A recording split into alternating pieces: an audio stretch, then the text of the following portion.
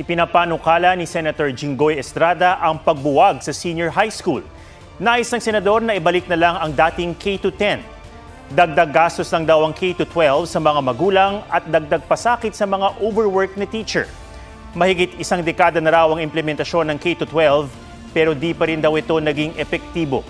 Tutol naman sa pagbuwag sa senior high school ang isang rural education advocate.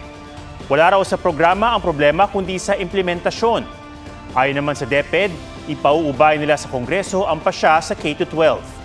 Pero inaamin nilang sablay ang 12 taong pagpapatupad nito.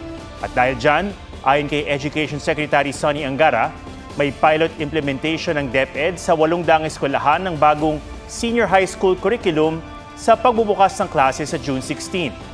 Ang mga ganitong evaluation at recalibration ng K-12 ang matagal na raw hinihingi ng mga education stakeholders. Huwag magpahuli sa mga balitang dapat niyong malaman.